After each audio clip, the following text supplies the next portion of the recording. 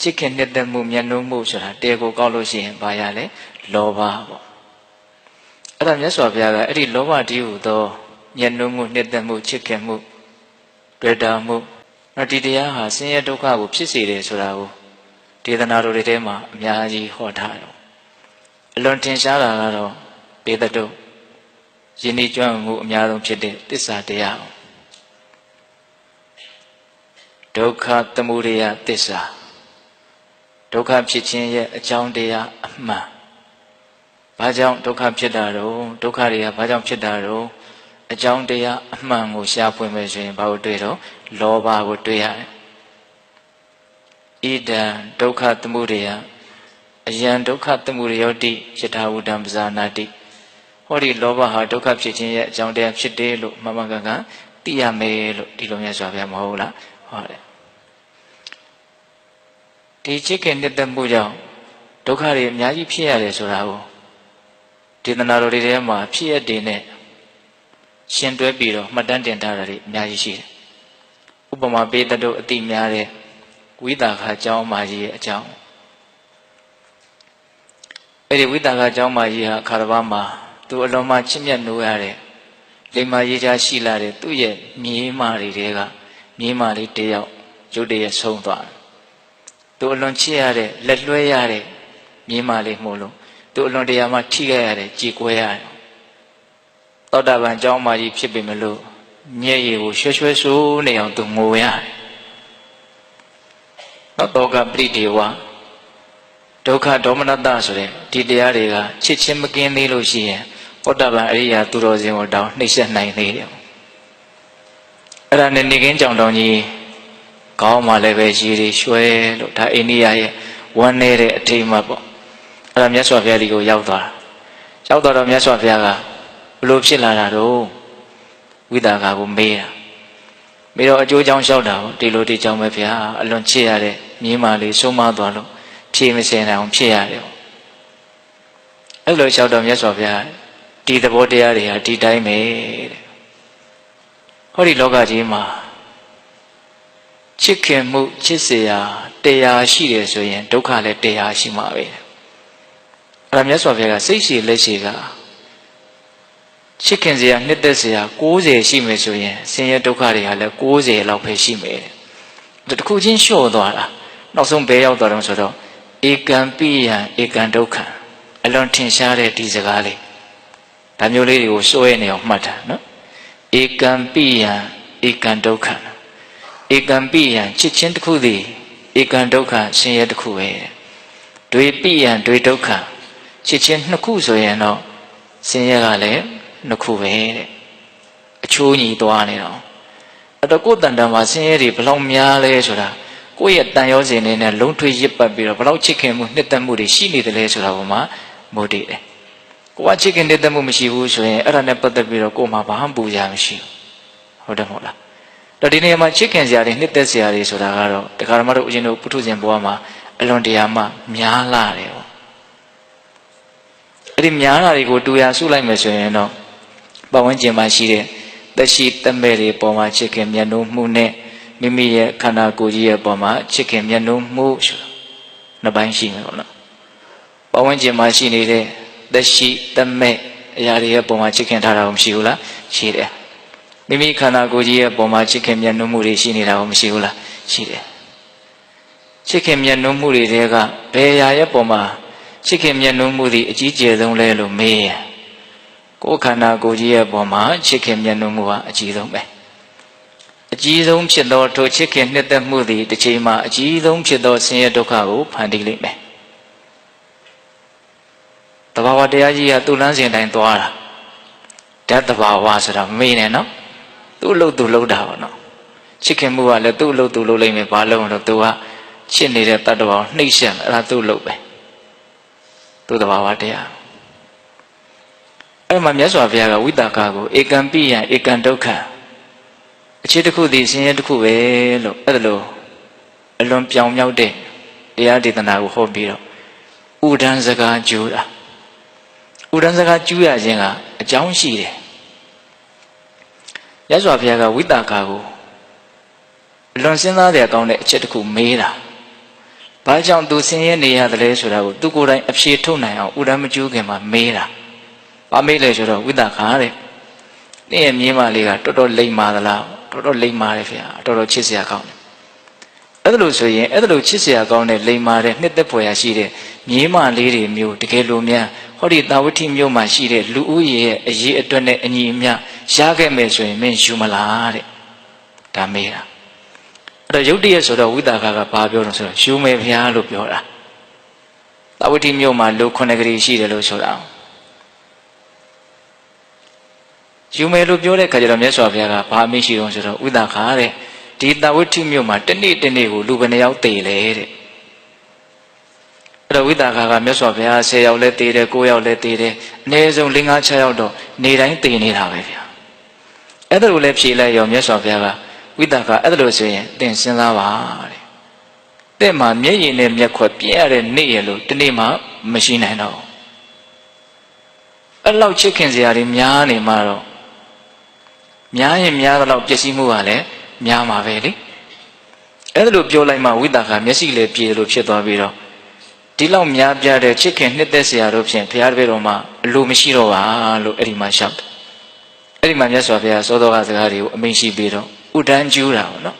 ဥဒန်းခါထာလေးနှစ်ပုဒ်ကျူးတာအဲ့ဒီဥဒန်းခါထာလေးကမှတ်သားစရာအလွန်ကောင်းတယ်ရေကေရှိတောကပရိဒေဝိတာဒုက္ခဝလောကသမိမနေကရူပပိယံပဋိစ္စပါဘွန်တိဧတေရေတံပိယံတေတံနတ္ထိကုဟိရှိလောကေဟောဒီလောကကြီးမှာအလုံးစုံသောဆင်းရဲဒုက္ခတွေဆိုတာရှိတယ်တဲ့နော်ရေကေရှိအလုံးစုံကုန်သောအနေကရူပတဘာမကများလာစွာသောလောကသမိဟောဒီလောကကြီးမှာ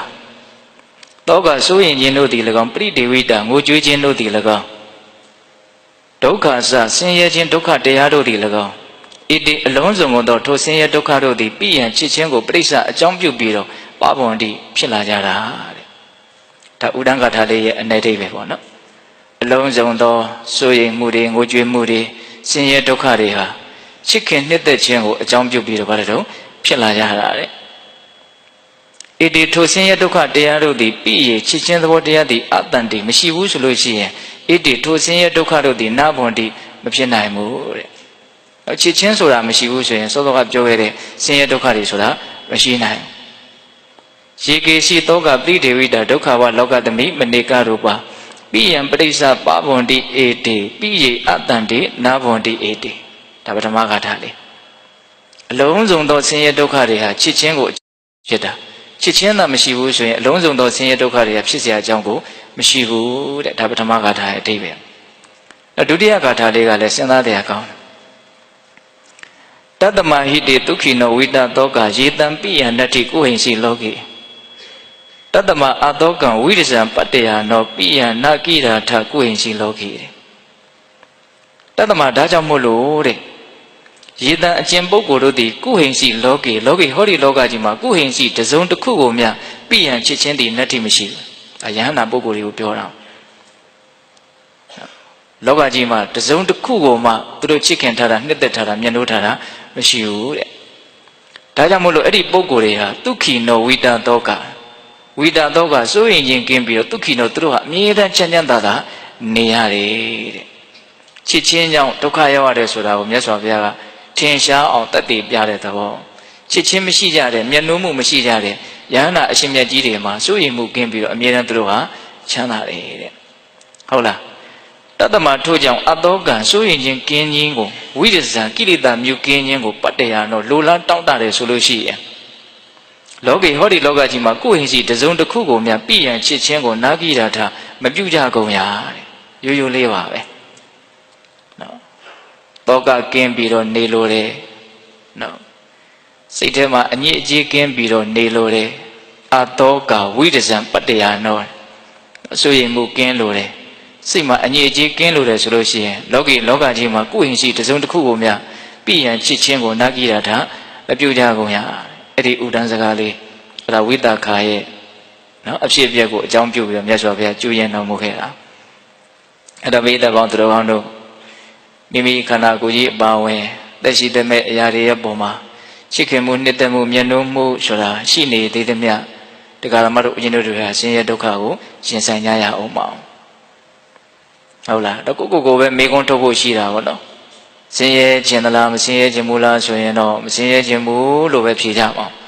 ဒါနဲ့အကြောင်းတရားကိုပယ်ဖို့ဆိုတော့ဝင်လေးသွားဒါကလည်းပဲဘာကြောင့်အဲ့ဒီချစ်ခင်မှုတွေကဖြစ်နေရတာတော့အဲ့ဒီချစ်ခင်မှုတွေကိုလျှော်နေသွားအောင်ပပျောက်သွားအောင်ဘလို့ကြိုးစားရမှာတော့ဆိုတာတွေကိုသိမြင်နားလည်ပြီးတဲ့နောက်မှာကိုယ့်ရဲ့ကြိုးစားအထောက်နိုင်မှုအနေများပေါ်မှာမူတည်ပြီးတော့နောက်အကြောင်းတရားအနေများကလည်းဖြစ်လာမယ်အကြောင်းတရားအနေများပေါ်မှာမူတည်ပြီးတော့ဆင်းရဲဒုက္ခဆိုတဲ့အကျိုးတရားအနေများကလည်းဖြစ်လာမှာပေါ့အဲ့တော့ဦးဇင်းတို့ဒီနေရာမှာအဓိကပြောချင်တာကဒီသုတ်တံမဟုတ်သေးပါဘူးဒါကနည်းနည်းလေးဏ္ဍန်ခင်းကြည့်အောင်ပိယဇာတိကသုတ်တံဆိုတော့မြတ်စွာဘုရားလက်ထက်ကအဖြစ်အပျက်လေးတစ်ခုမှတ်တမ်းတင်ထားတာရှိတယ်ပိယဇာတိကချစ်ချင်းလင်အကြောင်းရှိတယ်နော်အခါတစ်ပါးမှာတကြွတယောက်အလွန်ချစ်ရတဲ့သူ့ရဲ့သားလေးတယောက်ဆုံးသွားလို့ဆိုပြီးတော့နော်ငိုကြွေးမြည်တမ်းပြီးတော့ချစ်ဥတရားလျှောက်သွားရင်းနဲ့ရောက်မိရောက်လာတာမြတ်စွာဘုရားဒီရောက်လာတာသူ့ရဲ့နောက်ပိုင်းအခြေအနေတွေကိုကြည့်ပြီးတော့မြတ်စွာဘုရားဘုံမှာယုံကြည်မှုတတ်တာတရားရှိလို့ရောက်လာတာတော့ဟုတ်ဟာမတူရောက်မိရောက်လာတယ်လို့ပဲဦးဇင်းကထင်တယ်ရောက်တဲ့အခါကျတော့မြတ်စွာဘုရားကသူ့ကိုကရုဏာပြဋ္ဌာန်းတဲ့အတန်နဲ့မေးတာ။ဘာဖြစ်လာတာတော့ပေါ့ဒီတော့သူကလည်းအကျိုးကြောင့်လျှောက်တယ်သူ့ရဲ့တူရီတော်သားလေးချစ်ရတဲ့အတွက်ကြောင့်တည်ဆုံးသွားတဲ့အဲ့ဒီတူရီတော်သားလေးအတွက်သူဟာအလွန်တရာမှစိုးရင်ပူလောင်မှုဖြစ်နေတဲ့အကြောင်းသူလျှောက်တော့မြတ်စွာဘုရားကတော့ပုံမှန်ပဲတကားတဲ့ဒီအနေအထားဒီအဖြစ်ပြက်တွေဟာဒီတိုင်းပဲချစ်ခင်တဲ့မျက်နှာမှုရှိရင်တော့ဆင်းရဲဒုက္ခရောက်ရလိမ့်မယ်ဆိုတာဒါထုံးစံပဲလို့ပြောလိုက်တာအဲ့ဒီမှာမြတ်စွာဘုရားကစကားတစ်ခွန်းအမိန့်ရှိတာပိယဇာတိကာသောကပရိဒေဝဒုက္ခဒေါမနတုပါယတာပိယပဗန္တိနော်ဒီတန်းတော့ဦးဇင်းစရွတ်လိုက်တယ်နော်သောကပရိဒေဝဒုက္ခဒေါမနတဥပါယတာဆိုတဲ့ဒီတရားစုံ၅မျိုးသည်ချစ်ချင်းလျင်အကြောင်းရှိတယ်ချစ်ချင်းလျင်အစရှိတယ်အဲ့လိုပြောတဲ့အခါကျတော့အဲ့ဒီတကားကမြတ်စွာဘုရားကိုဘာလျှောက်တဲ့ထင်လဲမြတ်စွာဘုရားတဲ့ချစ်ချင်းကြောင့်စိုးရင်ရတဲ့ဒုက္ခရောက်ရတယ်ဆိုတာမဖြစ်နိုင်ဘူးတဲ့တကယ်ဆိုလို့ရှိရင်ချစ်ချင်းကြောင့်တာယာမှုကြည်နူးမှုချမ်းသာမှုသာလျှင်ဖြစ်ရတာပါတဲ့လက်မခံနိုင်ဘူးနော်မြတ်စွာဘုရားရှေ့တယ်မြတ်စွာဘုရားရှေ့မောက်တယ်တော့ဒီစကားကိုကြားနေတာသူ့မှာလည်းလက်တွေ့ကြီးဖြစ်နေတာအဲ့ဒါကိုပဲသူလက်မခံနိုင်သူကဘယ်လိုစဉ်းစားတာတော့အခုဖြစ်တဲ့ဒုက္ခကချစ်ချင်းကြောင့်ဖြစ်တာမဟုတ်ဘူးပျက်စီးသွားလို့ဖြစ်တာလို့သူကအဲ့လိုစဉ်းစားတာ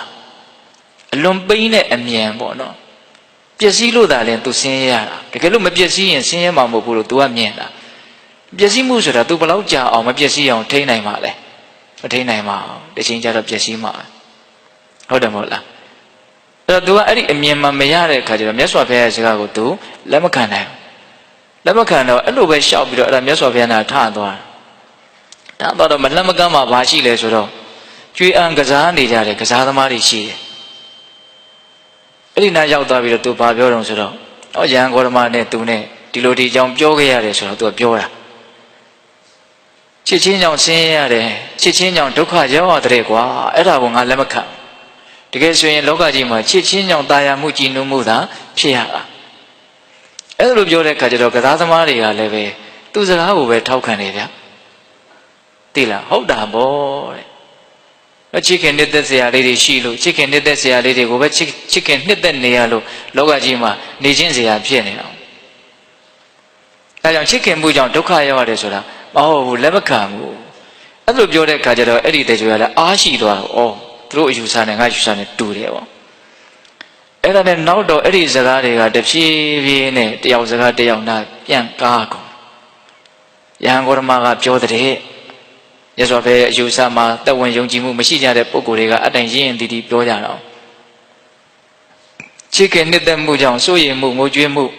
ဆင်းရဲမှုတွေဖြစ်ရတာတဲ့မဖြစ်နိုင်တာနောက်အဲ့ဒီစကားကဘယ်ထိရောက်သွားတော့ဆိုတော့ဦးဇင်းတို့ကောသလမင်းကြီးရဲ့နန်းတော်ထိရောက်တယ်ရောက်တဲ့အခါကျတော့ပေတတို့သိတဲ့အတိုင်းပဲကောသလမင်းကြီးဆိုတာကလည်းပဲညံကခတ်တိုင်းတိုင်းပေါ့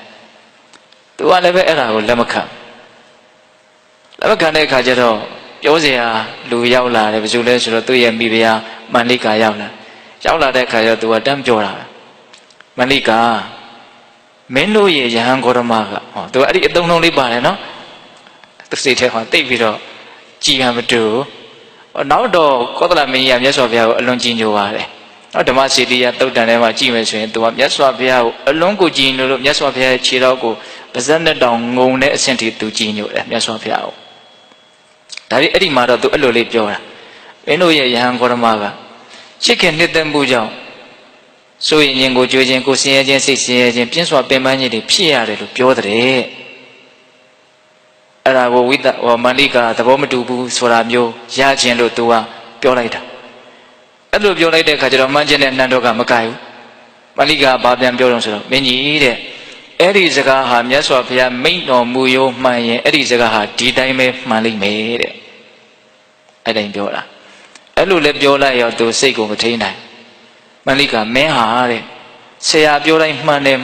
mere talk on it, the Velu Bede. Yangorma Jore, mere money, Jore, Bama, send us in Mumushu, Pieli, Lo Malika, Metin, Dinah, and Todoalo, Mana, Maltot.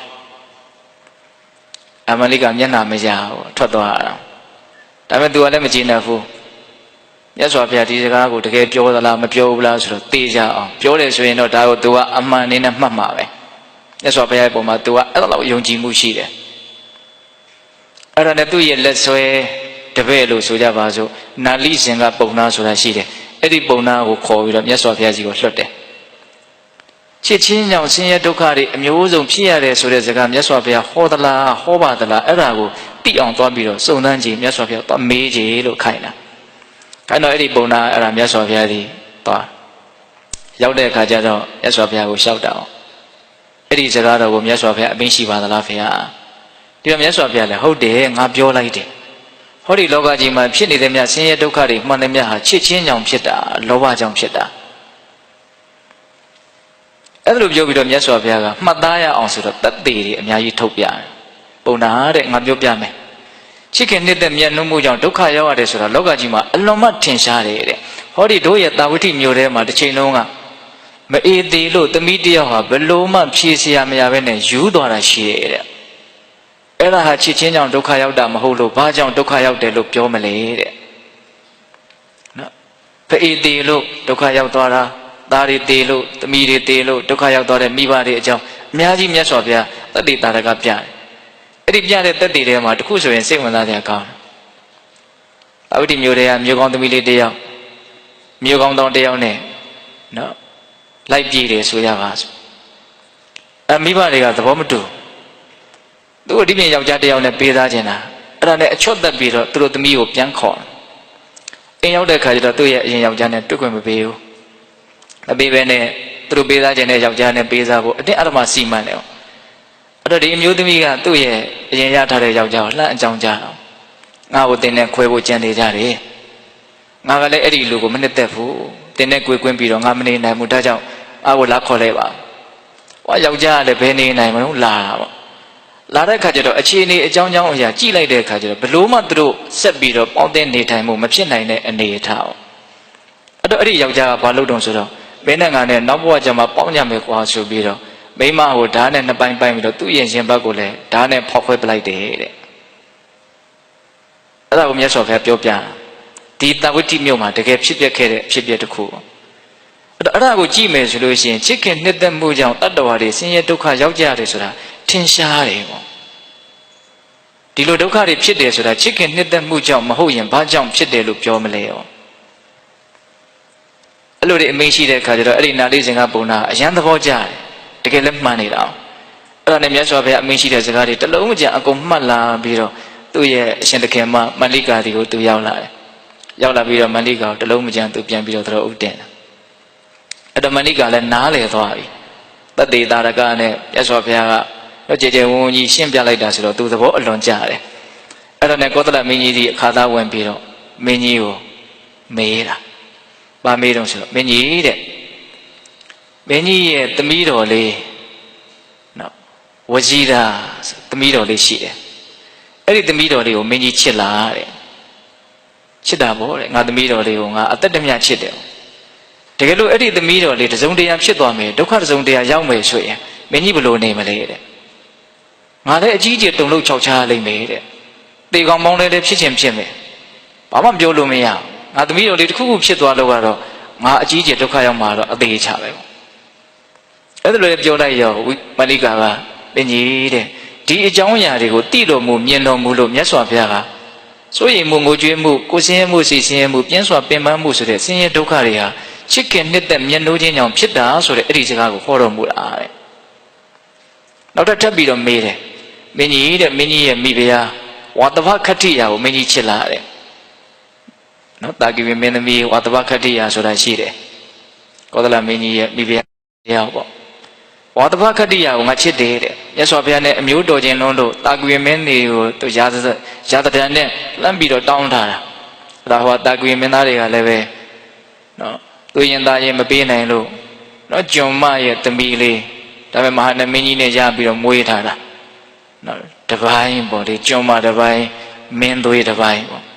အဲ့ဒါကိုတာကွေမင်းသမီးဆိုတော့လိန်ညာပြီးတော့ပေးတာမင်းကြီးကမသိပါဘူးသူတို့ဇလန်တွေကအလွန်ရှုပ်တယ်ပြီးတော့အကုန်ရှုပ်ထွေးပြီးတော့အဲ့ဒါအကုန်လုံးသေချာကြေချာနော်အဲ့ဒီဝါတဗခတ္တိယ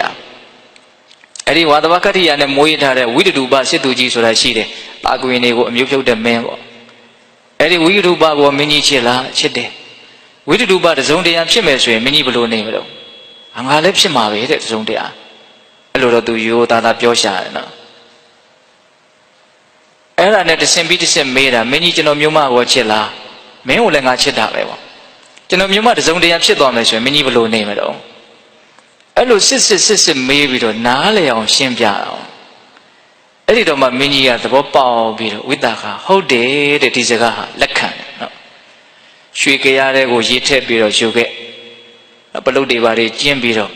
မြတ်စွာဘုရားရှိတဲ့နေရာကိုလက်အုပ်ချီပြီးတော့နမောတတ္တဘဂဝတောအရဟတောသမ္မာသမ္ဗုဒ္ဓတ္တဆိုတဲ့ဘုရားရှိခိုးသုံးကြိမ်ရွတ်ပြီးတော့မြတ်စွာဘုရားကိုရှိခိုးတယ်ကောသလမင်းကြီးကအဲ့ဒါပိယဇာတိကသုတ်တန်ရဲ့အနှစ်ချုပ်ကအဲ့ဒါပဲလောကကြီးမှာဆင်းရဲဒုက္ခမှန်သမျှသည်ချစ်ချင်းလျင်အကြောင်းတရားရှိတယ်ချစ်ချင်းလျင်အစရှိတယ်ချစ်ချင်းကနေစလိုက်တာပဲပြီးရင်မဆုံးတော့ဘူးအစဆိုတဲ့အတိုင်းသူကစအောင်စလိုက်တာဟုတ်လားပြီးရင်အများကြီးကျေပြန့်လာတော့ဒုက္ခတွေကမဆုံးတော့ဒီနေရာမှာဦးဇင်းတို့မြတ်စွာဘုရားကိုဗတ္တရကဆိုတဲ့ရွာတကြီးကမေးလို့မြတ်စွာဘုရားရှင်းပြတဲ့အကြောင်းအရာတွေကအလွန်တရာမှလက်တွေ့လေးကြားတယ်ပေါ့တဆင့်ဧတတို့သူများကိုပြောကျင်တယ်ဆိုရင်လည်းပြောစရာအလွန်ကောင်းတယ်ပေါ့အဲ့ဒီကြွားတကြီးကမြတ်စွာဘုရားကြီးရောက်လာပြီးတော့မြတ်စွာဘုရားကိုဗာမေးလဲဆိုတော့မေကုန်းကတော့အလွန်ကောင်းပါတယ်မြတ်စွာဘုရားတဲ့ဒုက္ခတွေဘာကြောင့်ဖြစ်ရလဲဒုက္ခတွေဘာကြောင့်ချုပ်ရလဲဒုက္ခဖြစ်ခြင်းဒုက္ခချုပ်ခြင်းရဲ့အကြောင်းတရားကိုဟောပါတဲ့ဒါကအလွန်အရေးပါတဲ့မေကုန်းလို့ဆိုနိုင်တယ်နော်ဒုက္ခဘာကြောင့်ဖြစ်ရလဲဒုက္ခဘာကြောင့်ချုပ်ရလဲအဲ့တော့မြတ်စွာဘုရားကဖြေတဲ့နေရာမှာဘလောက်ကျွမ်းကျင်လိမ္မာလဲဆိုတော့ဘာကြောင့်ဒုက္ခဖြစ်ရတယ်ဘာကြောင့်ဒုက္ခချုပ်ရတယ်လို့တမ်းမပြောဘူးသိလားအဲ့ဒီဗတ္တရကကိုမြတ်စွာဘုရားတခါကြီးတဲ့တင့်ကိုတဲ့ငါအတိတ်တုန်းကအကြောင်းအရာတွေကိုဖော်ပြပြီးတော့ဘာကြောင့်ဒုက္ခဖြစ်ရတယ်ဘာကြောင့်ဒုက္ခချုပ်ရတယ်လို့ပြောမယ်ဆိုရင်အဲ့ဒါငကိုယ်တုန်းကဖြစ်ခဲ့တဲ့ကိစ္စတွေပါလို့တခါကြီးယုံရင်မှယုံမယ်တဲ့ဒါကြောင့်အတိတ်တုန်းကအကြောင်းအရာတွေကိုငါတက်တည်အနေနဲ့ပြပြီးတော့တင့်ကိုဒုက္ခဖြစ်ခြင်းဒုက္ခချုပ်ခြင်းကိုငါမဟောဘူးတဲ့နော်အနာဂတ်မှာဘလို့ဖြစ်လိမ့်မယ်ဆိုတော့မဖြစ်သေးတာတွေကိုမှန်းဆပြီးတော့လည်းပဲဒုက္ခဖြစ်ခြင်းဒုက္ခချုပ်ခြင်းအကြောင်းတရားကိုတင့်ကိုငါမဟောဘူးတဲ့အဲ့ဒါနောက်မှဖြစ်လာမှတေချာခြင်းမှတေချာမှလို့တင့်မှာယုံမှတန်တရားဖြစ်နိုင်နေတယ်အဲ့ဒီတော့ဒုက္ခဖြစ်ခြင်းဒုက္ခချုပ်ခြင်းကိုအခုဒီနားမှာထိုင်နေတဲ့တင့်ကိုအခုဒီနားမှာထိုင်နေတဲ့ငါကထိုင်ရမထတင်နားလေအောင်လောလောဆယ်ကိုငါပြောလိုက်မယ်တဲ့လို့ဟောတာမြတ်စွာဘုရားနော်အတိတ်အကြောင်းအရာတွေကိုပြပြီးတော့လေမဟောနော်အနာဂတ်မှာဖြစ်လာမှာတွေကိုအကြောင်းပြပြီးတော့လေမဟောနော်ဒီနားမှာထိုင်နေတဲ့တင့်ကိုဒီနားမှာထိုင်နေတဲ့ငါကအခုထိုင်ရမထဒုက္ခဖြစ်ခြင်းရဲ့အကြောင်းဒုက္ခချုပ်ခြင်းရဲ့အကြောင်းကိုဟောမယ်တဲ့အဲ့လောက်ရဲရဲဝံ့ဝံ့ဘလောက်တေချာလဲဆိုတာပေါ်လွင်မှုမရှိဘူးလားရှိတယ်အဲ့ဒီမှာမြတ်စွာဘုရားဗာမေးလဲဆိုတော့တခါကြီးတဲ့ဟောဒီဥရဝေလကပ္ပဏိကုံရွာမှာသူကအဲ့ဒီရွာမှာနေတာ哦တစုံတယောက်ဒုက္ခရောက်လို့တင်ဒုက္ခရောက်သွားเสียအဲ့ဒီလိုတစုံတယောက်ပုဂ္ဂိုလ်ရှိသလားတဲ့မေးတာအဲ့တစုံတယောက်ဒဏ်ရိုက်ခံရလို့သမုတ်အသက်ခံရလို့ယောဂဝေဒနာဖြစ်လို့တစုံတယောက်ဒုက္ခရောက်သွားလို့တဲ့မှာဒုက္ခရောက်သွားเสีย အဲ့ဒါလိုတစုံတယောက်ပုံကိုယ်ရှိသလားတဲ့ရှိရတယ်ဗျာတဲ့သူနဲ့ရင်းနှီးတဲ့လူတွေရှိတာပေါ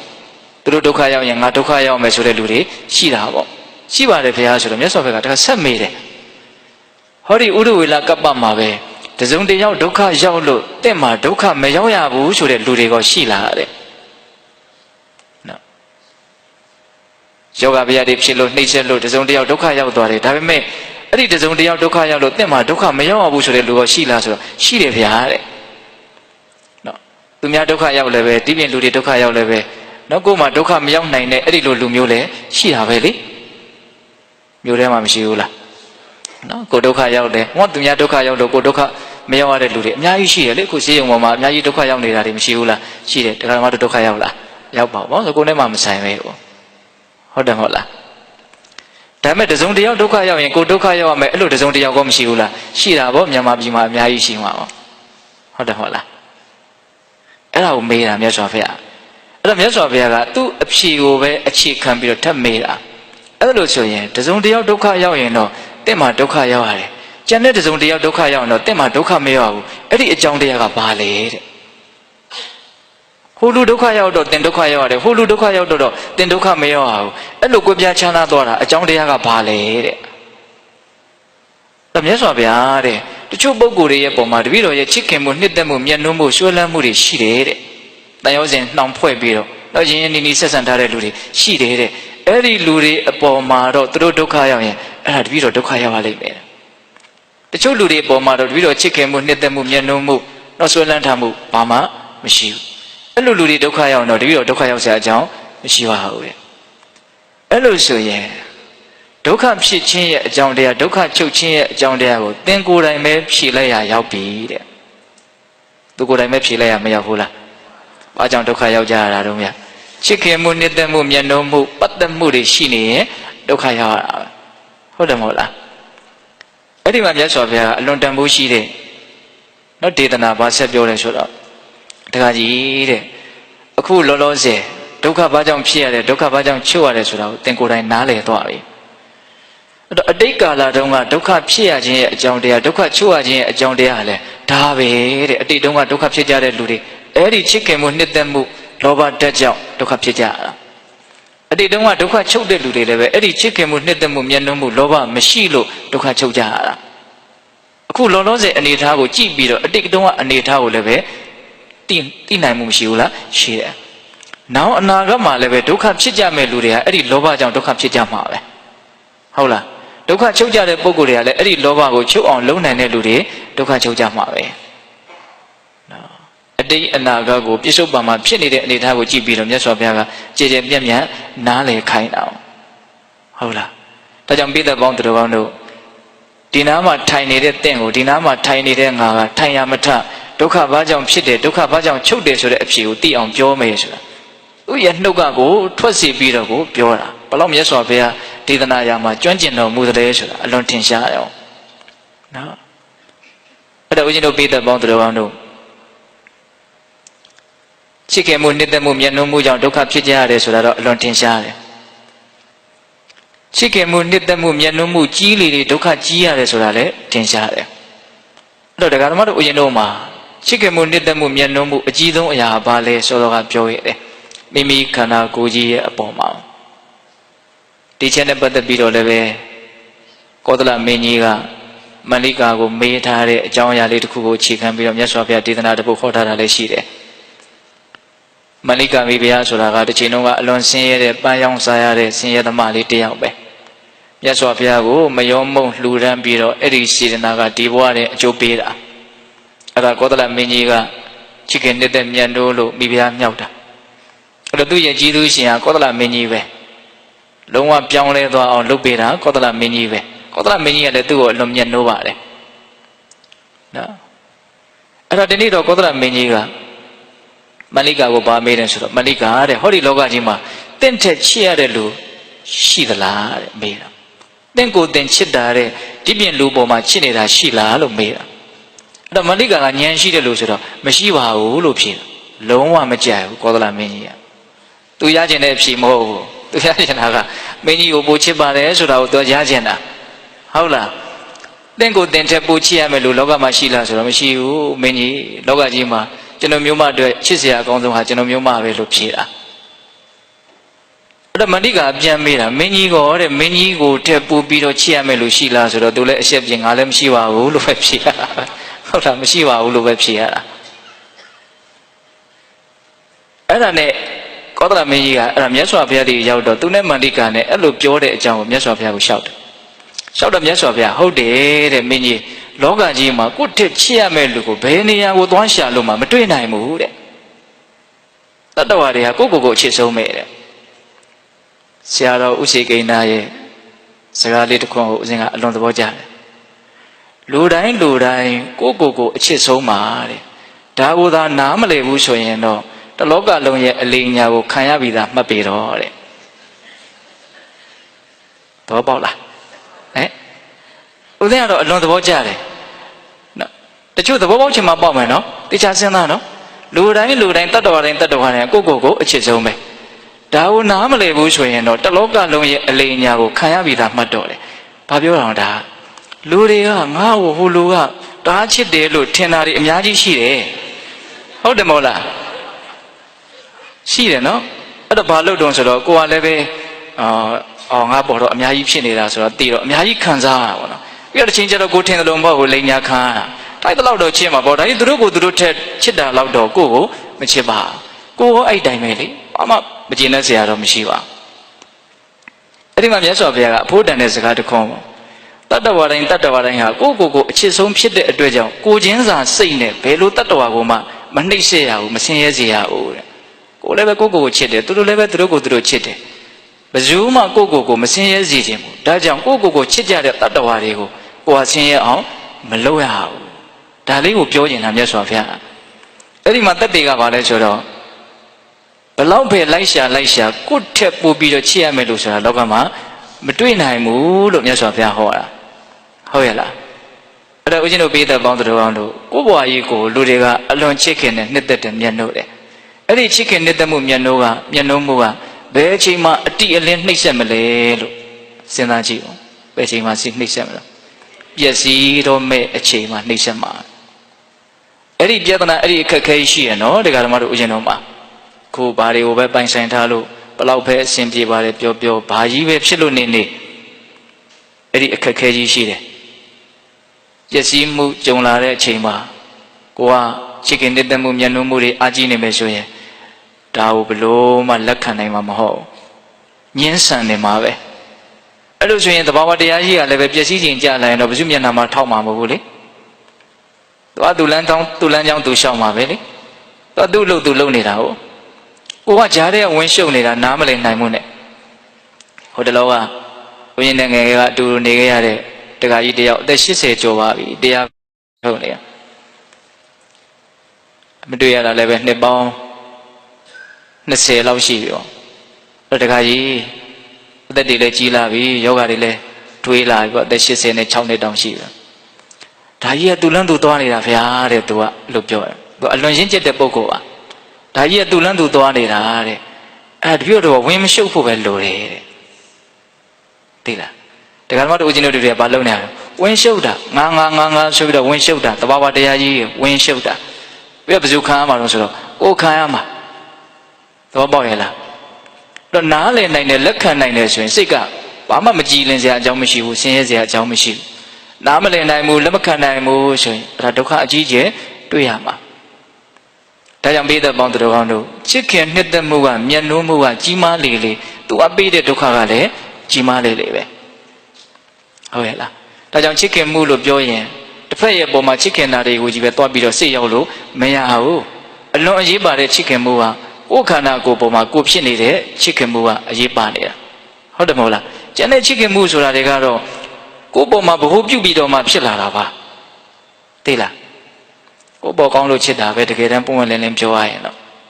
ဟုတ်လားဒါကြောင့်တယောက်ရဲ့တယောက်ပေါ်မှာချစ်ခင်မှုဟာဘာမှလေးနက်မှုတော့အကြီးကျယ်ကြီးရှိတယ်လို့ဦးဇင်းကမထင်ဘူးကိုယ်လိုဆန္ဒပြည့်ရင်ချစ်တာပဲကိုယ်လိုဆန္ဒမပြည့်တော့တဲ့ဒီနေ့မချစ်တော့ဘူးပဲဦးဇင်းတို့တက္ကပညာသုတ်တံမှာတရားမင်းကြီးကမြတ်စွာဘုရားကိုမေးထားတာရှိတယ်ဟောဒီလောကလူသားတွေဟာဘေးကင်းရန်ကင်း ချမ်းချမ်းသာသာအလွန်နေထိုင်လိုကြတယ်တဲ့ဒါပေမဲ့လို့ဘေးအပြည့်ရန်အပြည့်ရှင်ရဲ့ဒုက္ခအပြည့်နဲ့နေကြတာအဲ့ဒါဘာကြောင့်လဲလို့မေးတာ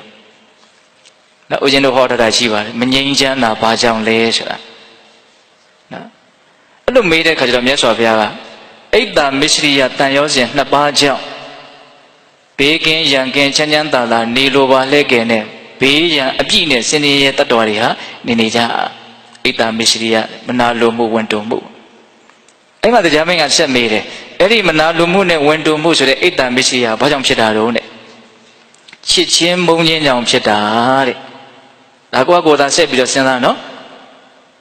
်အဲ့ဒီချစ်ချင်းမုန်းချင်းကဘာကြောင့်ဖြစ်တာတော့တဲ့ဆက်မေးတယ်အလိုဆန္ဒကြောင့်ဖြစ်တာတဲ့အလိုပြည့်ရင်ချစ်တယ်အလိုမပြည့်ရင်မချစ်ဘူးဒါစဉ်းစားနော်အလိုဆန္ဒပြည့်ရင်ချစ်တယ်အလိုဆန္ဒမပြည့်ရင်မချစ်ဘူးအဲ့လိုကိုကနားလည်ထားတယ်ဆိုရင်ကိုယ့်ရဲ့သူများပေါ်မှာချစ်ခင်မှုနှစ်သက်မှုသူတော်ဘာရဲ့ကိုယ့်ပေါ်မှာချစ်ခင်မှုနှစ်သက်မှုတွေကိုအများကြီးစဉ်းစားလို့မရဘူးလားရတယ်ဒီနေရာမှာချစ်ခင်မှုမုန်းတီးမှုဆိုတာတွေကမဖြစ်เสียအကြောင်းတရားတွေကအလွန်များတယ်ဘုဒ္ဓတာလေးတစ်ခုအရင်ပြောပြမယ်အင်္ဂုတ္တပါဠိတော်စတုကနိပတ်ထဲမှာပေမသုတ်တံဆိုတော့သုတ်တံတစ်ပုဒ်ရှိတယ်အကျဉ်းမြင်လေးပဲဦးဇင်းပြောပြပါမယ်တရားဓမ္မတို့ဦးဇင်းတို့ရဲ့ဖြစ်နေတဲ့သဘာဝတရားမြတ်စွာဘုရားအဲ့ဒီမှာဘာဟောပြလဲဆိုတော့ဟောဒီချစ်ချင်းမုန်းချင်းတွေဟာဘာကြောင့်ဖြစ်ရတယ်လဲဆိုတာကိုအဲ့ဒီမှာရှုထောင့်တစ်မျိုးကနေမြတ်စွာဘုရားဟောတာယဟန်တို့တဲ့ချစ်ချင်းကြောင့်ချစ်ချင်းဖြစ်တာရှိတယ်ချစ်ချင်းကြောင့်မုန်းချင်းဖြစ်တာလည်းရှိတယ်တဲ့မုန်းချင်းကြောင့်ချစ်ချင်းဖြစ်တာလည်းရှိတယ်မုန်းချင်းကြောင့်ချစ်ချင်းဖြစ်တာလည်းမုန်းချင်းဖြစ်တာလည်းရှိတယ်တဲ့ဒါကိုမြတ်စွာဘုရားဘယ်လိုရှင်းပြတော့ဆိုတော့ချစ်ချင်းကြောင့်လည်းချစ်ချင်းတွေဆက်ဖြစ်နိုင်တယ်သို့မဟုတ်မုန်းချင်းတွေလည်းဖြစ်နိုင်တယ်တစုံတစ်ယောက်ကိုကချစ်ခင်တယ်ဆိုရင်သဘောကျတယ်ဆိုလို့ရှိရင်အဲ့ဒီလူပေါ်မှာသဘောကျတယ်အဲ့ဒီလူရဲ့အပေါ်မှာမျက်နှာမှုရှိတယ်ဆိုရင်အဲ့ဒီလူအပေါ်မှာကိုကထပ်ပြီးတော့မျက်နှာမှုချစ်ခင်မှုဖြစ်သွားကိုနဲ့တစ်ဖက်တည်းဖြစ်သွားတာအခုမျက်နှိုးတဲ့လူတွေရဲ့ပုံမှာဒီပြင်လူတွေကလည်းမျက်နှိုးတယ်ဆိုအဲ့ဒီလူတွေရဲ့ပုံမှာကိုယ်ကဖြစ်သွားတော့မျက်နှိုးသွားဒါချစ်ချင်းကြောင့်ချစ်ချင်းဖြစ်သွားဘောပေါက်လားဥမာတရားဓမ္မတို့ရဲ့သားသမီးလေးတွေကိုတော့တစုံတစ်ယောက်ကအရန်တန်ဖိုးထားတဲ့မျက်နှိုးတယ်ဆိုအဲ့ဒီလူပုံမှာဘယ်လိုနေပြီးတော့ကိုယ်လည်းသဘောကျတော့ချစ်ချင်းကြောင့်ချစ်ချင်းဖြစ်တာကိုချစ်တဲ့လူတွေကိုကိုလူတွေကိုတစုံတစ်ယောက်ကအကျိုးမလိုလားဘူးမုန်းနေရန်သူလိုလုပ်နေတယ်ဆိုရင်အဲ့ဒီလူရဲ့ပုံမှာဘာဖြစ်မလဲမဟုတ်မယ်အဲ့ဒါကဘာလို့ချစ်ချင်းကြောင့်မုန်းချင်းဖြစ်တာနော်သားသမီးတွေနဲ့ဥပမာနှိုင်းရှင်ပြီးတော့စဉ်းစားရင်အဖြေလွယ်လွယ်ကူကူရနိုင်တယ်ဟုတ်လားချစ်ချင်းကြောင့်ချစ်ချင်းဖြစ်တယ်ချစ်ချင်းကြောင့်မုန်းချင်းဖြစ်တယ်ရှုပ်တယ်နော်ဒကာကြီးတို့မိုင်းများစိတ်ကအလွန်ရှုပ်တယ်နော်ကိုတယောက်တည်းပုံမှာမူတည်ပြီးတော့ဖြစ်နေတာမဟုတ်ကိုနဲ့ချစ်ရတဲ့လူတွေပုံမှာလည်းမူတည်ပြီးတော့ချစ်ချင်းမုန်းချင်းတွေကဆက်ဖြစ်နေသေးတယ်ဘယ်တော့ဆုံးမလဲဟိုလူပုံမှာချစ်တယ်ဟိုအဖွဲ့အစည်းပုံမှာချစ်တယ်အများကြီးပုံမှာကွာလှုပ်ထားဆိုအဲ့ဒါတွေနဲ့ပတ်သက်တာတွေကမုန်းတာတွေချစ်တာတွေအကုန်ရှုပ်ကုန်ရောဟုတ်တယ်မဟုတ်လားဒါကချစ်ချင်းကြောင့်ချစ်ချင်းမုန်းချင်းတွေဖြစ်ရတဲ့သဘာဝတခါမုန်းချင်းကြောင့်ချစ်ချင်းမုန်းချင်းတွေလည်းဖြစ်နိုင်နေတဲ့ကိုမုန်းတဲ့လူတွေရဲ့ပုံမှာချစ်နေတဲ့လူတွေကိုကိုကမုန်းလိုက်မယ်ဗျဟုတ်တယ်မဟုတ်လားကိုမုန်းနေတဲ့လူတွေရဲ့အကျိုးစီးပွားကိုဆောင်ရွက်နေမယ်ဆိုရင်အဲ့ဒီလူတွေပုံမှာကိုဘာလုပ်မလို့မကြိုက်တော့ဘူးကိုနဲ့ဘက်မတူတော့ဘူးကိုရန်သူဖြစ်သွားတယ်သူ့ကိုမြင်တော့မြင်ဘူးနော်ဒါပေမဲ့လို့ကိုရဲ့အကျိုးစီးပွားမဲ့ကိုဘာမှမလုပ်ပေးပဲမလို့ကိုမုန်းတဲ့လူရဲ့အကျိုးစီးပွားကိုလုပ်ပေးတာနဲ့ကိုပဲအဲ့ဒီလိုဘာဖြစ်မလို့မဟုတ်မယ်မုန်းချင်းကြောင့်ပုံချင်းဖြစ်တယ်ကိုမုန်းတဲ့လူကိုဘေးကဘာမှအကျိုးစီးပွားမဆောင်ရွက်ဘဲနဲ့အကျိုးစီးပွားပျက်စီးအောင်ဖျက်ဆီးမယ်ကိုမုန်းတဲ့လူကိုမုန်းမယ်ဆိုဟောအဲ့ဒီလူကိုကိုကသဘောကျတယ်နော်ရသော်ဗျာဟောထားဟုတ်လားမုန်းချင်းကြောင့်မုန်းချင်းဖြစ်နိုင်တယ်လို့မုန်းချင်းကြောင့်ချစ်ချင်းလည်းဖြစ်နိုင်ဘာမှမသိရဘူးကိုယ့်ပုံမှာဘာမှအကောင်းဆိုဘာမှမလုပ်ပါဘူးဒါပေမဲ့လို့ကိုမုန်းတဲ့လူအပေါ်မှာကောင်းကျိုးကိုလုပ်နေရင်မုန်းမယ်ကိုမုန်းတဲ့လူပေါ်မှာဆိုးကျိုးကိုလုပ်နေမယ်ဆိုရင်ကိုချစ်တယ်ဒါတွေကအဖွဲ့အစည်းတွေနဲ့ပတ်သက်ပြီးတော့ပြောရရင်အလွန်ကျေပြန့်တယ်သူ့ဘက်ကိုယ့်ဘက်ဆိုတာဖြစ်လာပြီဆိုရင်အဲ့ဒီဟာတွေကအယမ်းရှုပ်ထွေးလာတယ်တော့ပေါ့လားလူတွေကအလိုလိုမှဘက်လိုက်တဲ့စိတ်ကများပါပြီနဲ့ဟုတ်လားသူ့ဘက်ကိုယ့်ဘက်ဆိုတာဖြစ်ပြီးဆိုရင်တော့အကြီးကျယ်အကုသိုလ်များလိမ့်မယ်ဒါကြောင့်ဘေးသက်ပေါင်းသူတော်ကောင်းတို့ ချစ်ချင်းမုန်းခြင်းဆိုတဲ့သဘာဝတရားတွေဟာဒီချစ်ချင်းမုန်းခြင်းကိုပဲအခြေခံပြီးတော့အလွန်ရှုပ်ထွေးစွာကြည်ပြန့်စွာဘဝမှာဝင်ပြီးတော့နှိမ့်ဆက်နိုင်တယ်ဟုတ်ရဲ့လားအေးအဲ့တော့ဦးဇင်းဆက်ပြီးတော့ပြောရင်တာကဒုက္ခဖြစ်ခြင်းရဲ့အကြောင်းတရားလို့မြတ်စွာဘုရားဟောထားတဲ့ဒီချစ်ချင်းတရားတွေဟာဘာကြောင့်ဖြစ်လာတာတော့နော်အဓိကအကြောင်းတရားပေါ့နော်အခုပြောလိုက်တာကတော့ချစ်ချင်းမုန်းခြင်းတည်ပင်နဲ့ချစ်ချင်းမုန်းခြင်းရဲ့အကြောင်းတရားတစ်ခုအနေနဲ့မြတ်စွာဘုရားဟောပြတာလေးကိုလောကအနေနဲ့စဉ်းစားဖို့လေးပြောပြတာဟုတ်လေနော်အဓိကကြတဲ့လေးနဲ့တဲ့အကြောင်းတရားကဘာလဲဒီချစ်ချင်းဖြစ်လာခြင်းရဲ့အဓိကအကြောင်းတရားဥဒ္ဒံပါဠိတော်မှာမြတ်စွာဘုရားဥဒ္ဒံကျူးထားတဲ့ဂါထာလေးတစ်ပုဒ်ရှိတယ်အဲ့ဒီဂါထာလေးကိုမပြောသေးခင်မှာအဲ့ဒီဂါထာလေးကိုဘာကြောင့်မြတ်စွာဘုရားဥဒ္ဒံကျူးခဲ့တာတုံးဆိုတဲ့အကြောင်းလေးကိုအရင်ပြောပြမယ်အဲ့ဒီအကြောင်းအရာလည်းစိတ်ဝင်စားတဲ့အကောင်းတယ်ကြားဘူးပြီးသားပဲများမှာပါ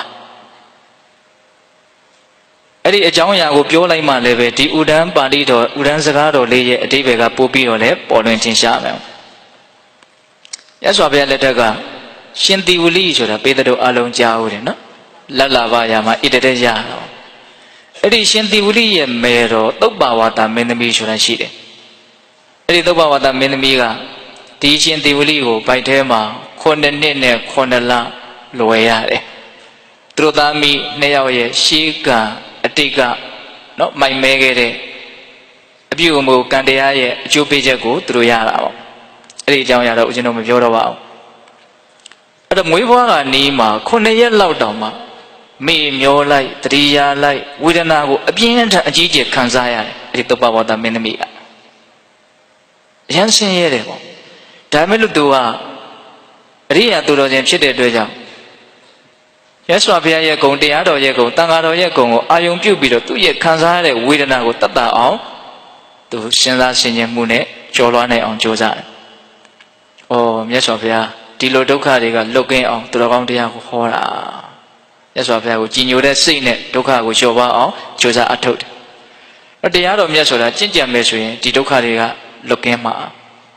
တော့တန်ခါတော်ရှင်မြတ်တွေဟာဒီဒုက္ခတွေကိုလွတ်ကင်းအောင်သူတို့ကျင့်သုံးနေကြတာလို့အဲ့ဒါလိုမျိုးသူစဉ်းစားပြီးတော့ဒီဝေဒနာကိုနေတာတဲ့အနေထားတည်းဖြစ်အောင်သူကြိုးစားတာအဲ့ဒါနဲ့ဝေဒနာတွေကြားတဲ့ကပဲသူ့ရဲ့ခင်မွန်းတဲ့ဖြစ်တဲ့ကောလိယမင်းသားကိုသူလွှတ်တယ်မြတ်စွာဘုရားကြီးကိုလွှတ်တယ်မြတ်စွာဘုရားကိုသွားပြီးတော့လျှောက်ထားကြပါမင်းသမီးဟာအလွန်တရာမှဆင်းရဲပင်ပန်းပါတယ်ပေါ့ဒါပေမဲ့လို့မြတ်စွာဘုရားရဲ့ခြေတော်ကိုရှ िख ိုးလိုက်ပါတယ်ဆိုပြီးတော့သွားပြီးတော့လျှောက်ချေပါမြတ်စွာဘုရားကိုရှ िख ိုးခိုင်းတာအဲ့ဒါနဲ့အဲ့ဒီမင်းသားသူ့ရဲ့ခင်မုန်းလင်ယောက်ျားသွားပြီးတော့မြတ်စွာဘုရားကိုအကျိုးကြောင့်လျှောက်တော့မြတ်စွာဘုရားကသုပ္ပဝါဒမင်းသမီးချမ်းသာပါစေတည်းလို့မေတ္တာပြုတာအဲ့ဒီမေတ္တာပြုတဲ့ခဏမှာပဲချမ်းချမ်းသာသာတာယောက်ျားလေးမွေးဖွားတယ်မြတ်စွာဘုရားရဲ့တကူတော်လည်းအံ့ဩစရာအောင်အဲ့ဒါကိုဖေးဖြစ်တဲ့ပုဂ္ဂိုလ်ကမြတ်စွာဘုရားဒီမှာဆိုတော့မသိသေးဘူးအဲ့ဒါနဲ့အိမ်ပြန်လာတဲ့အခါကျတော့တာယောက်ျားလေးမွေးဒုက္ခတွေကနော်လွတ်ကင်းကင်းရသွားတယ်ပေါ့အဲ့ဒီမှာမြတ်စွာဘုရားကိုအလွန်ကြည်ညိုတဲ့အတွက်ကြောင့်သုပ္ပဝါဒမင်းကြီးထပ်ပြီးတော့သူ့ရဲ့ခင်မွန်းလင်ယောက်ျားကိုလွှတ်ပြန်တယ်ဘုရားမှုရှိတဲ့တန်ဃာတော်တွေကိုအိမ်ကို9ရက်တိတိဆွန့်ကပ်ခြင်းပါတယ်ဒါကြောင့်သွားပြီးတော့လျှောက်ထားပေးပါဦးအဲ့ဒါနဲ့တစ်ခေါက်ပြန်ပြီးတော့သွားတယ်ကိုရောက်တဲ့ခါကျတော့မြတ်စွာဘုရားကိုဆွမ်းသားပင့်တော့မြတ်စွာဘုရားကရှင်မမောက္ကလန်ကိုအမိန့်ရှိတယ်ဗာအမိန့်ရှိတော့ဆိုတော့จิตမောက္ကလန်တဲ့မနေ့ဖြန်မှာဆွမ်းသားပင့်ထားတာတင့်ရဲ့တခါတွေကပင့်ထားတာအဲ့ဒီတကားတွေကိုသွားပြီးတော့ခွင့်တောင်းကြည့်သုပ္ပဝါဒမင်းသမီးဟာအလွန်ဆင်းရဲဒုက္ခကနေကြီးမားတဲ့ဒုက္ခကနေတော့လွတ်မြောက်တဲ့အထိမ်းအမှတ်နေနဲ့9ရက်တိတိဆွန့်ကပ်ခြင်းနဲ့ဒါကြောင့်9ရက်ပြည့်ပြီးမှသင်တို့ဆွန့်ကပ်ပါလို့ပြောကြည့်မြတ်စွာဘုရားကအရင်လက်ခံပြီးသားဆွမ်းသားပင့်ထားတာကိုအဲ့လိုမျိုးကျင့်တတ်အောင်သွားပြောခိုင်းတာအဲ့ဒါနဲ့ရှင်မမောက္ကလန်ကသူ့ရဲ့တကားတွေဆိုတော့သွားပြောတာပေါ့တကားကြီးသုပ္ပဝါဒမင်းသမီးကိုအရင်ဆွန့်ကပ်ပါစေပြီးမှသင်တို့ဆွန့်ကပ်ပါကြိုးအကြောင်းသွားပြောတာပြောတဲ့အခါကျတော့အဲ့ဒီတကားကြီးကလည်းအစွမ်းအစရှိတယ်ဇာရှိတယ်လို့ဆိုကြပါစို့ဘာလျှောက်လဲဆိုတော့အရှင်ဘုရားတဲ့တပည့်တော်ရဲ့အသက်ရဲ့တပည့်တော်ရဲ့စီးစိမ်ဥစ္စာရဲ့တပည့်တော်ရဲ့ယုံကြည်မှုတတ်တာတရားရဲ့ဒီသုံးခုကို9ရက်အတွင်းမပြည့်စည်ပါဘူးလို့အာမခံနိုင်မယ်ဆိုရင်အရှင်ဘုရားအဲ့ဒီကိုဆွမ်းသားပေးလိုက်ပါတဲ့သိလားသူ့ရဲ့အသက်ရဲ့သူ့ရဲ့စီးစိမ်ဥစ္စာရဲ့သူ့ရဲ့ယုံကြည်မှုတတ်တာတရားရဲ့ဒီသုံးချက်ကို9ရက်အတွင်းမပြည့်စည်ပါစေဘူးလို့အရှင်ဘုရားအာမခံနိုင်ရင်9ရက်ပြီးမှဒီလိုဆွမ်းကပ်ပါမယ်တဲ့ လိုပြောတဲ့အခါကျတော့ရှင်မောက္ကလတခါကြီးတဲ့တင့်ရဲ့အသက်ရဲ့တင့်ရဲ့စီးစိမ်ဥစ္စာရဲ့ခုနှစ်ရက်တွင်မပြည့်စည်စေရဘူးလို့ငါအမခံနေတဲ့ဒါပေမဲ့တင့်ရဲ့တရားတရားကိုတော့တင်ကိုယ်တိုင်ပဲမပြည့်စည်အောင်စောင့်ရှောက်ပါတဲ့ကျမ်းဂန်မှာလာတဲ့ဖြစ်ရလေးတွေကအလွန်မှတ်သားစရာကောင်းတယ်ပေါ့နော်အဓိပ္ပာယ်ကဘာပြောတာတော့အသက်ကိုဥစ္စာပစ္စည်းကိုမပြည့်စည်အောင်စောင့်ရှောက်ရတာတဲ့တရားတရားကိုမပြည့်စည်အောင်စောင့်ရှောက်ရတာပုခတ်တယ်ဆိုတဲ့အဓိပ္ပာယ်ရောက်မနေဘူးလားနော်စဉ်းစားကြည့်နော်အဲ့လိုပြောတဲ့အခါကျတော့အဲ့တကကြီးရဲ့သဘောကျတယ်ဟုတ်တယ်အဲ့ဒါတော့ငါကိုယ်တိုင်ပဲစောင့်စည်းမှစောင့်ရှောက်မှပဲရမယ်ပေါ့နော်အဲ့ဒါနဲ့သူခွင့်ပေးတယ်ခွင့်ပေးတဲ့အခါကျတော့အဲ့ဒါမြတ်စွာဘုရားမှုရှိတဲ့တန်ဃာတော်တွေသုဘဝတမင်းသမီးရဲ့အိမ်ကို9ရက်တိတိဆွမ်းမဝေးကြွအဲ့ဒီလိုမျိုးဆုံးသားကြွတဲ့အခါကျတော့ဒီတိဝလိနော်9နှစ်သားလေးဖြစ်နေပြီလို့ဆိုကြပါစို့စမ်းကျင်မှုပေါ့နော်လောကကြီးရဲ့စမ်းကျင်မှုပေါ့အဲ့သူစကားတွေဘာတွေလက်တက်နေပြီပြောတတ်နေပြီဘယ်သူနဲ့စကားပြောတာတုံးဆိုတော့ဦးဇင်းတို့ရှင်သာရိပုတ္တရာနဲ့စကားပြောတာအဲ့ဒါရှင်သာရိပုတ္တရာကမေးတာ哦ဘယ်နဲ့တော့ချမ်းချမ်းသာသာရှိရလားအဲ့တော့ဒီကလေးကဘာပြောတော့ဆိုတော့9နှစ်နဲ့9လတီးတွေသွေးအိုင်ထဲမှာနေခဲ့ရတာဘယ်လိုလုပ်ချမ်းသာနိုင်မလို့ဖေဟာအဲ့တိုင်းရှောက်အဲ့လိုမျိုးအချီချစကားပြောတာကိုမေတော်ဖြစ်တဲ့သုဘဝတမင်းသမီးကမြင်တယ်မြင်တဲ့အခါကျတော့အယမ်းကြည်လို့တယ်ပေါ့သူ့စိတ်ထဲမှာကြည်စမ်းငါရတာတရားစစ်သူကြီးရှင်သာရိပုတ္တရာနဲ့ပြိုင်ပြီးတော့စကားဆိုနိုင်တယ်အလွန်ပီတိဖြစ်တယ်အကြည်ပွားချမ်းသာတဲ့သားသမီးကိုမြင်ရတော့မိဘတွေရဲ့နော်မုရိဒာသဘောကတော့ဒါအတိုင်းထက်လွန်ဖြစ်မှာပေါ့နော်အဲ့လိုမျိုးပီတိတွေဖြစ်ပြီးတော့တာယာမှုတွေဖြစ်နေတာကိုဘယ်သူကသိတော့ဆိုတော့မြတ်စွာဘုရားသိတယ်သိတဲ့အခါကျတော့အဲ့ဒီသုဘဝတကိုမြတ်စွာဘုရားဗာမင်းရှိတော့ဆိုတော့စေတမိသုဘဝတတဲ့ဒီလိုသားမျိုးကိုရမယ်ဆိုလို့ရှိရင်မင်းဘယ်နှယောက်လောက်ရခြင်းတော့သောတော်ကဝိသခါကိုမေးတယ်လို့မျိုးမေးတာနော်သူကအယမ်းကျဉ်တ်နေတာ哦အဲ့တော့သုဘဝတဘာပြောတော့ဆိုတော့9ယောက်လောက်ရခြင်းနေလို့ပြောတယ်ကဲသောတော်တုန်းကသူ9နှစ်နဲ့9လကိုဝန်ဆောင်ခဲ့ရတဲ့ဒုက္ခတွေကိုဘာဖြစ်သွားပြီတော့မေ့သွားပြီတော့ตายရစရာနဲ့တွေ့ထိုင်တဲ့ဒုက္ခတွေကိုတန်းပြီးတော့မေ့တာပဲဒါကြောင့်ဗမောက္ခကျုပ်ဆရာကြီးရဲ့တရားတစ်ပုဒ်ထဲမှာဥစဉ်တွေ့ရတယ်ဘုံဘုံတို့ကအမှတ်ကိုမရှိဘူးတဲ့ဆိုတော့သူကသူပြောတာသိလားနော်ဝေဒနာတွေယောဂတွေဖြစ်လာပြီဆိုရင်တော့နောက်တရားအားထုတ်ဖို့တန်ဝေကားရတယ်ပေါ့အကုန်ပြောက်သွားပြီဆင်းပြေးသွားပြီဆိုတာနဲ့ဘယ်ရောက်တော့မှမသိဘူးအမှတ်ကိုမရှိဘူးတဲ့ဆိုတော့သူကသူပြောတာနော်ဟုတ်လားဥစဉ်တို့တွေလည်းပဲဆိုတော့ဤတောင်အဲ့လိုဆိုမှတော့နော်တခါသမားတို့ဥစဉ်တို့တွေလည်းပဲအဲ့လိုတွေကပဲဖြစ်ဖို့မများဘူးလား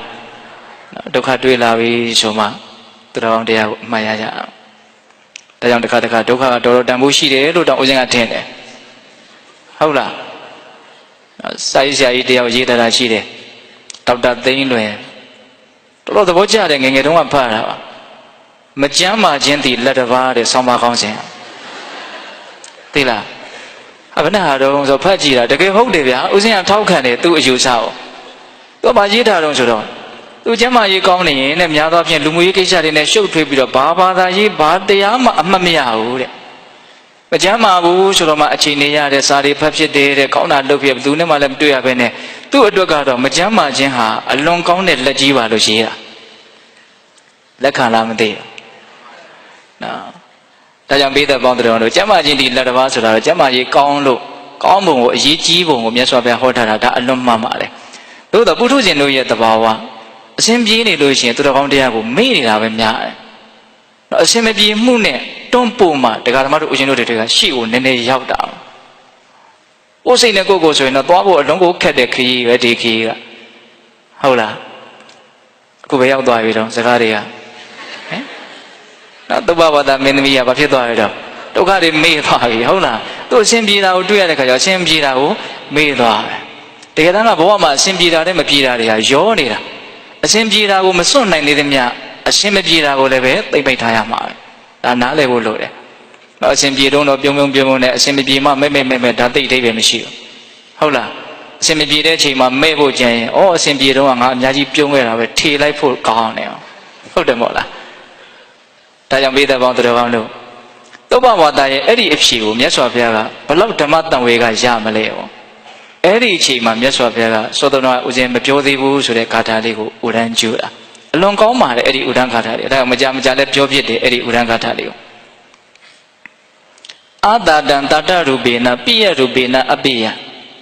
ဒုက္ခဒုက္ခတရူပေနပမတ္တမတိဝတ္တိတဲ့တူတူလေးဂါထာလေး၄ပါးဓာတ်အဓိပ္ပာယ်အလွန်ကောင်းတယ်အဓိပ္ပာယ်ဘာပြောတော့ဆိုတော့အာတာတံတာတရူပေနตาယာဘွယ်မဟုတ်တဲ့လောကကြီးကตาယာဘွယ်ရာလိုလိုနဲ့ပမတ္တမတိဝတ္တိမေ့လျော့နေကြတဲ့တတ္တဝါတွေကိုလွှမ်းမိုးဖိစီးနှိပ်စက်ထားတယ်တဲ့သုံးချက်ပြောမှအဲ့ဒါတစ်ချက်နော်ตาယာဘွယ်ရာမဟုတ်တဲ့လောကကြီးကตาယာဘွယ်ရာလိုလိုနဲ့မေ့နေကြတဲ့တတ္တဝါတွေကိုလွှမ်းမိုးဖိစီးထားတယ်တဲ့အတ္တတံတာတရူပေနပိယရူပေနအပိယချစ်ခင်နှစ်သက်ဖွယ်ရာမဟုတ်တဲ့လောကကြီးကချစ်ခင်နှစ်သက်ဖွယ်ရာလိုလိုနဲ့ပမတ္တမတိဝတ္တိမေ့လျော့နေကြတဲ့တတ္တဝါတွေကိုလွှမ်းမိုးဖိစီးထားတယ်တဲ့ဒုက္ခဒုက္ခတရူပေနဆင်းရဲတဲ့လောကကြီးကချမ်းသာလိုလိုနဲ့ပမတ္တမတိဝတ္တိမေ့လျော့နေကြတဲ့တတ္တဝါတွေကိုလွှမ်းမိုးဖိစီးထားတယ်တဲ့ဒါတက္ကသမားတို့ဦးဇင်းတို့ကိုတတိပြောနေတဲ့စကားပဲဟုတ်လားတကယ်လောကကြီးကตาယာဘွယ်မရှိဘူးဆိုတဲ့သဘောချစ်ခင်စရာမရှိဘူးဆိုတဲ့သဘောချမ်းသာဒုက္ခမရှိဘူးဆိုတဲ့သဘောကိုလည်းတခါတည်းအတိပ္ပယ်ကတက်ရောက်ပြီးစားဟုတ်လားဒါမဲ့လို့ကိုကမေ့နေပဲဆိုရင်တော့အဲ့ဒီตาယာဘွယ်မဟုတ်တဲ့လောကကြီးကပဲကိုယ်စိတ်ထဲမှာတော့ဘလို့ဖြစ်နေတော့ตาယာဘွယ်ရာကြီးဖြစ်နေတယ်အာယုံရဲ့လှည့်စားမှုကိုကိုဟာအကြီးကျယ်ခံရတယ်ဘာကြောင့်ခံရတာတုံးဆိုတော့အဓိကကြတဲ့တောကျကြတဲ့စကလုံးကပမတ္တမတိဝတ္တိပဲမေ့နေလို့လွှမ်းမိုးဖိစီးတာကိုခံရတာအလွန်အနှစ်သာရရှိတယ်တူတူလေးနဲ့ထိမိအောင်ပြောနိုင်တယ်ပေါ့ဟုတ်လားตาယာဘွယ်မဟုတ်တဲ့လောကကြီးကိုตาယာဘွယ်လို့ကိုယ်စိတ်ထဲမှာထင်သွားတာဘာကြောင့်လဲလို့မေးရင်တတိမရှိလို့ပြောနေတာကအဲ့ဒါပဲချစ်ခင်စရာမဟုတ်တဲ့လောကကြီးကချစ်ခင်စရာလိုနဲ့ကိုယ့်ကိုလှည့်စားပြီးတော့ချစ်ခင်မှုတွေဖြစ်သွားအောင်ကိုယ့်ကိုနှိုးဆော်နေတယ်လို့တိုက်တွန်းနေတယ်လို့လှည့်စားနေတာဘာကြောင့်ကိုခံရတာလဲလို့မေးရင်တတိမရှိလို့ပမတ္တမတိဝတ္တိဟုတ်လားဆင်းရဲတဲ့လောကကြီးကချမ်းသာလိုလိုနဲ့ကိုယ့်ကိုနှိပ်စက်တယ်လွှမ်းမိုးတယ်ဖိစီးတယ်ဆိုတာဘာဖြစ်လို့တော့ကိုယ်မှတတိမရှိလို့တတိမရှိတော့ตาယာဘွယ်မရှိတာကိုလည်းမသိတော့ဘူးချစ်ခင်ဘွယ်မရှိတာကိုလည်းမသိတော့ဘူးချမ်းသာမှုမရှိတာကိုလည်းမသိတော့ဘူးตาယာမဟုတ်တာကြီးကိုပဲตาယာဘွယ်လို့ထင်သွားရောချစ်ခင်ဘွယ်မဟုတ်တာကြီးကိုပဲချစ်ခင်ဘွယ်ရာတွေလို့ထင်သွားရောနော်ဆင်းရဲတာတွေကိုပဲချမ်းသာတွေလို့ထင်သွားရောသုံးချက်ပြောတာနော်မြတ်စွာဘုရားကตาယာဘွယ်ချစ်ခင်ဘွယ်ချမ်းသာဘွယ်တကယ်တမ်းကအဲ့ဒီသုံးချက်ကလောကမှာမရှိ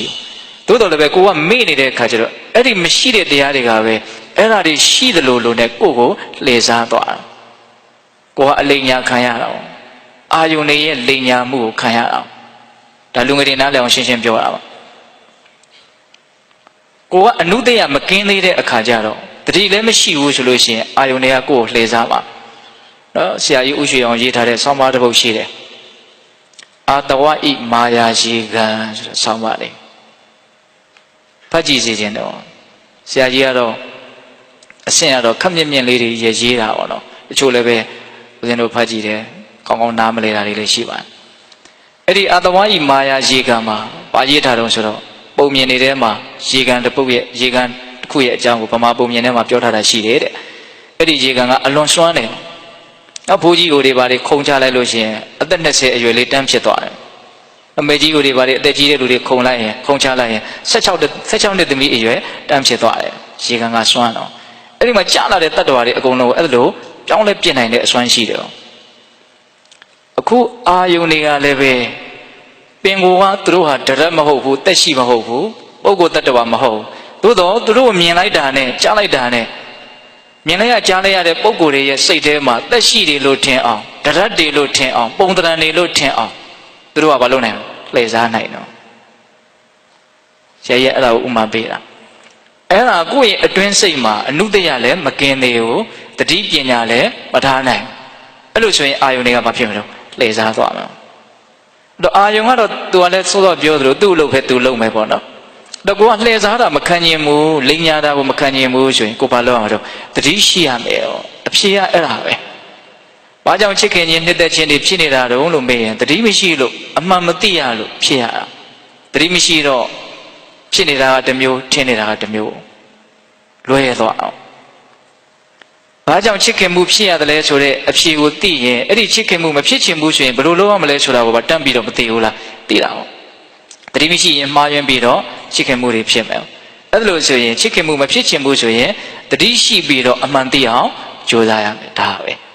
ဟုတ်တယ်မဟုတ်လားဒါကြောင့်ပိဿပေါင်းသူတော်ကောင်းတို့တတိထားတဲ့လုပ်ငန်းစဉ်ကိုဒီမြင့်မြတ်တဲ့လုပ်ငန်းစဉ်ကိုကြိုးစားနေတယ်ဆိုတာအဲ့ဒီဒုက္ခရဲ့မူရင်းကြတဲ့အကြောင်းတရားချစ်ခင်တဲ့မျက်နှာကိုလောဘကိုတဖြည်းဖြည်းနဲ့နေပါအောင်ကြိုးစားအောင်ဘယ်လိုနည်းနဲ့ကြိုးစားအောင်ဆိုအမှန်သိတဲ့နည်းနဲ့ကြိုးစားရအောင်တော့တတိရှိရင်ရှိသလောက်ဒီယုတ်တနန္တသဘာဝတရားတို့ရဲ့အခြေအနေမှန်ကိုနားလည်နိုင်မယ်အခြေအနေမှန်ကိုနားလည်ရင်နားလည်သလောက်တော့ချစ်ခင်မှုနှစ်သက်မှုမျက်နှာမှုတွေကိုလျှော့ပါလို့ပြောကြမလို့လျှော့ပါလို့ပြောလို့လည်းပဲလျှော့သွားမယ့်အနေအထားမရှိဘူးသူ့ကြောင့်တည်းနဲ့သူလာအောင်အမှန်မြင်လို့ရှိရင်အလိုလိုလျော့မှာပဲအမှန်မမြင်ဘူးဆိုရင်တော့ဘလို့တွေပဲပြောနေလျော့မှာမဟုတ်ကိုယ်လောက်လျော့ခြင်းလျော့မှာလည်းမဟုတ်နော်မဟာနမင်းသားကြီးကမြတ်စွာဘုရားကိုမေးတာတခုရှိတယ်မြတ်စွာဘုရားတဲ့လူကျင်မှုလောဘတွေဖြစ်ရတာမကျင်တတ်တဲ့ဒေါသတွေဖြစ်ရတာမကောင်းမှုလို့တပည့်တော်သိပါတယ်တဲ့ဒါပေမဲ့အဲ့ဒီလောဘဒေါသတွေကခဏခဏဖြစ်နေတယ်အဲ့ဒါဘာကြောင့်လဲတဲ့ကဲတရားဓမ္မတို့ကိုစားများမေးပြီလားအောင်မေးရတာဟုတ်လား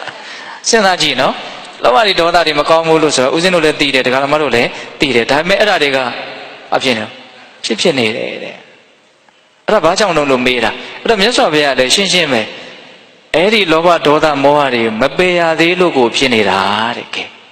မပယ်နိုင်သေးဘူးအနုတ္တယသဘောနဲ့ရှိနေတယ်အဲ့ဒီအနုတ္တယတွေအားကောင်းအောင်လည်းပဲအခုပစ္စကအခြေအနေမှာကြိုးစားနေသေးတယ်အဲ့ဒီချိန်တုန်းက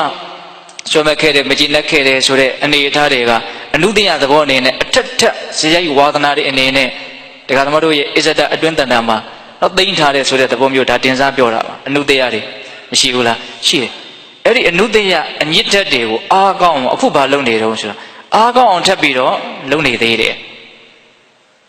နှစ်သက်မှုမျက်နှာမှုတစ်ခါဖြစ်လိုက်တိုင်းအနုတ္တယကအားကောင်းသွားမယ်မကျင်တတ်မှုတွေတစ်ခါဖြစ်လိုက်တိုင်းပဋိက္ခအနုတ္တယကအားကောင်းသွားမယ်အဲ့တော့တရားဓမ္မကိုကြိုးစားအထုတ်တယ်ဆိုတာအဲ့ဒီအနုတ္တယတွေကိုအားနေအောင်ကြိုးစားတာအဲ့တော့ကိုကအားကောင်းအောင်ကြိုးစားလိုက်အားနေအောင်ကြိုးစားလိုက်ဆိုတော့တရားဓမ္မတို့တော့အတက်ကြဘလို့ရှိမလဲအယောအနေအနေအမြဘလို့ရှိမလဲဒါစဉ်းစားဖို့မလိုဘူးလာ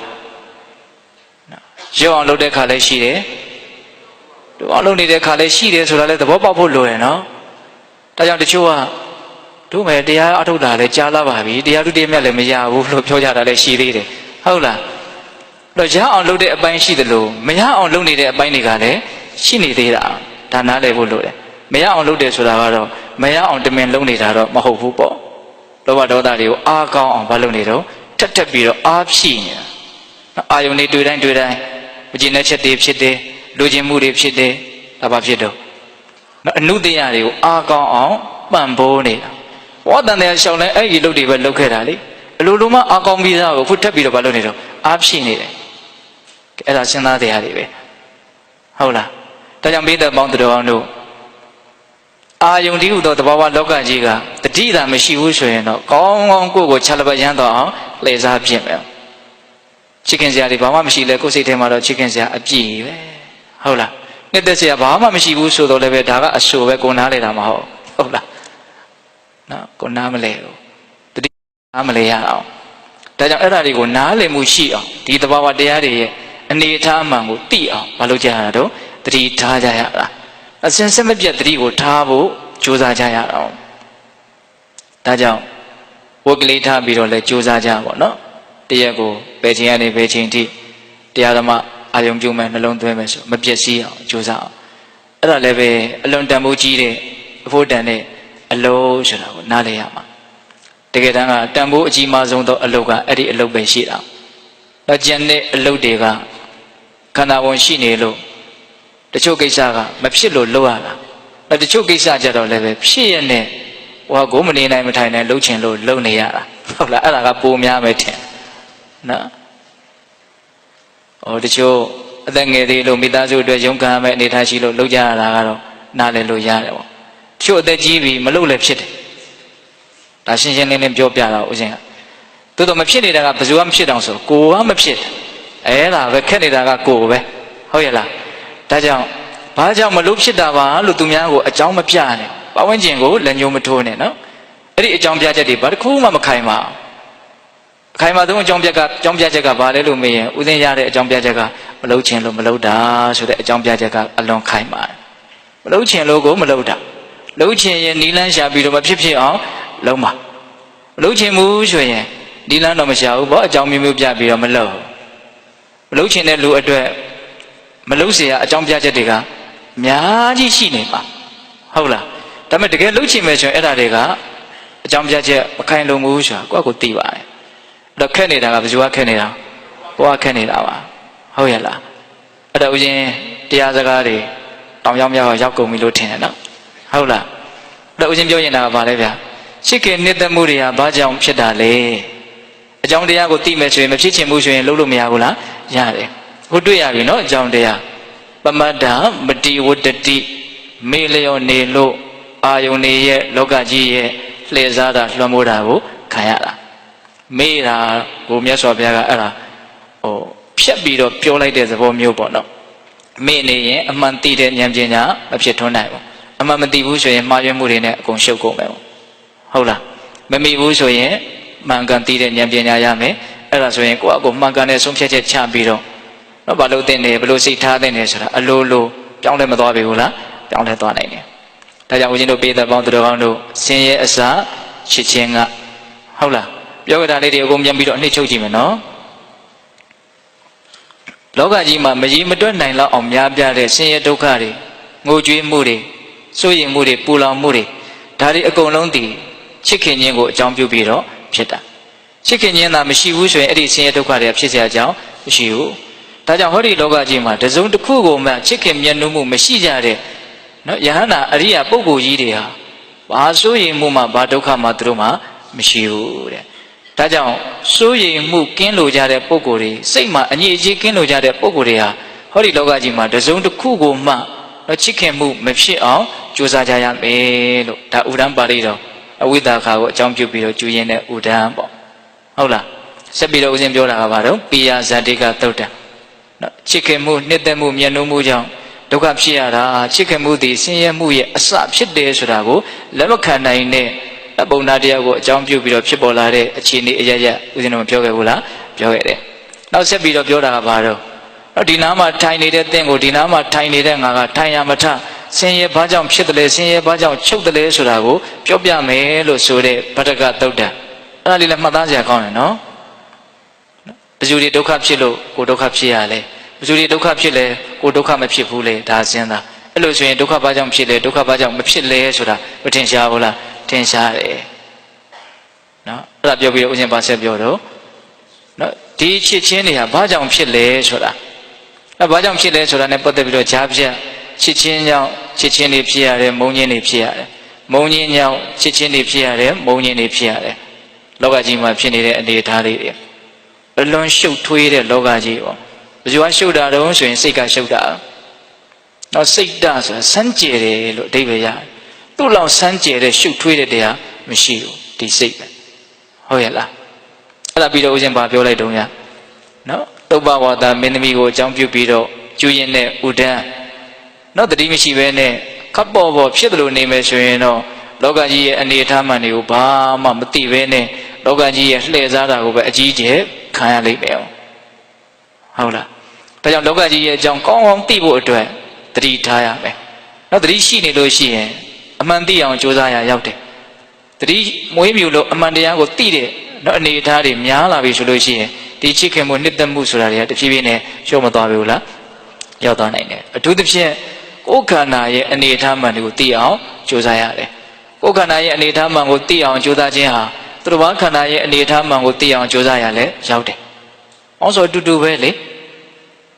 ေဒီသဘောတွေပဲမဟုတ်လား။အေးအဲ့ဒါဘိသက်ပေါင်းသူတော်ကောင်းတို့တတိတစ်ချက်ထားလိုက်တိုင်းဒါဟာဘလောက်လေးနဲ့တဲ့အလုပ်ကိုလုပ်နေတယ်လဲဆိုတာကိုပေါ်လွင်ထင်ရှားစေဖို့ဒါလေးကိုပြောပြတာဟုတ်လာ